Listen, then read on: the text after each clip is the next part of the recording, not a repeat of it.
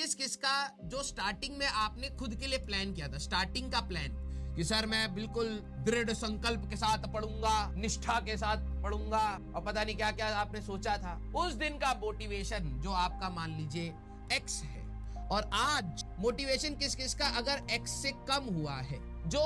खुद के लिए जिसने जो प्लान बनाया, हमने नहीं, खुद के लिए कि भाई मैं इस बार पढ़ूंगा, मैं इस बार अच्छे से क्वेश्चन लगाऊंगा, जो नहीं आएगा उसको और सीखूंगा, गिव अप नहीं करूंगा, टेस्ट दूंगा, प्रैक्टिस करूंगा, डीपीपी लगाऊंगा। ये जो आपने अपने लिए प्लान बनाया था कि मेरे से 2 साल में जो कमियां रह गई हैं मैं इस बार उसको पूरा करूंगा और इस बार मैं सिलेक्शन लूंगा। जिनका एक्स जो भी इनिशियल मोटिवेशन था, प्लान था, उससे अगर नीचे गिर गए हैं तो थम्स अप करेंगे, और जिनका इस वाले एक्स से बढ़ गया है, नहीं सर मजा आ रहा है, मैं पहले से और मेहनत कर रहा हूं, मेरे को दिक्कतें आ रही है लेकिन मैं आगे बढ़ता जा रहा हूं, मेरे को और सीखने को मिल रहा है, कौन कौन यहाँ पर वो थम्स डाउन करेंगे। 2-2.5 महीने में अगर आप अपने बोली हुई बातें या अपनी सोची हुई बातों को फॉलो नहीं कर रहे तो ऑब्वियस सी बात है कि ये जो आपका सिलेक्शन है वो बहुत कठिन होगा। सिलेक्शन कुछ ही बच्चों का होना है, इसको मैं भी चेंज नहीं कर सकता, आप भी चेंज नहीं कर सकते, या फिर गवर्नमेंट भी चेंज नहीं कर सकते। भाई एक कॉलेज में एक सीटिंग कैपेसिटी है, उतनी बच्चे बैठेंगे, उतने बच्चों को डिग्री मिलेगी, तो एक फिक्स अमाउंट के नंबर ही सिलेक्ट होने वाले हैं, इसमें कोई दोहराए वाली बात नहीं। ये अच्छी बात हो बुरी बात हो, इससे आपका भी कोई लेना देना नहीं है।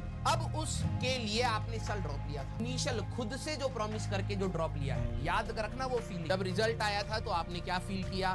फिर उसके बाद आपने क्या सोच के ड्रॉप लिया, और आज आप क्या करें। अगर आपको अपने अंदर रिलैक्सेशन महसूस हो रही है कि नहीं यार हम पहले से तो थोड़े रिलैक्स्ड हो गए, तो आप गलत रास्ते देख रहे हो। सेम बोले तो भी अच्छी बात है भाई, क्योंकि आप जैसे जैसे सिलेबस में जाते हो तो गिरता है वैसे मोटिवेशन। लेकिन बात यह है कि सिलेबस कंप्लीट होने पर ये वाला रेशियो अभी पता क्या है, थम्स अप वाले कितने हैं हमारे पास, थम्स अप वाले 47% जिनका गिर गया है। जैसे जैसे सिलेबस आगे फिजिक्स केमिस्ट्री मैथ्स में जाएगा ना, तो जिनका मोटिवेशन गिर रहा है ये बढ़ता चला जाएगा। आप आखिरी में देखना ये परसेंटेज यहां से होते होते यहां तक आ जाएगा, 70-80 तक आ जाएगा। बहुत ही कम बच्चे होते हैं जो आखिरी में मोटिवेटेड फील रख रहे होते हैं अपने, और इसके लिए आपको अगर दूसरे पर डिपेंडेंस है तो गलत है। आपको खुद से सोचना है कि भाई एटलीस्ट आप उतना तो करो जितना आपने खुद से प्रॉमिस किया, उतना।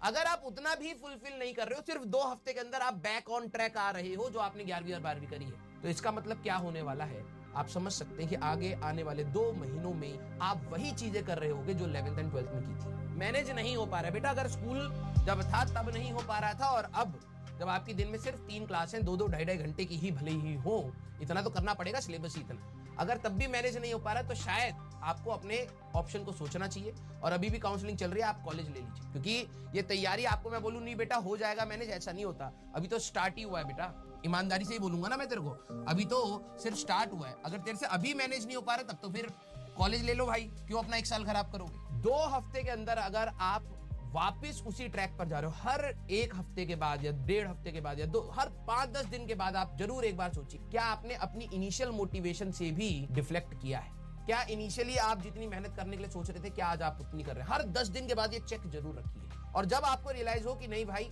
मैं उतनी मेहनत नहीं कर रहा हूं, बैक ऑन ट्रैक आ जाइए उसी दिन। बहुत ट्रोलिंग हुई बेचारी की, सबने बहुत कहा, सुनाया, वो आदमी चुपचाप झेलता रहा बिना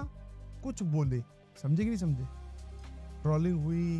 अपोज किया गया, वो आदमी बिल्कुल चुपचाप झेलता रहा। ठीक है, अब सोचो उसका विल पावर या वो अंदर से कितना स्ट्रांग होगा। और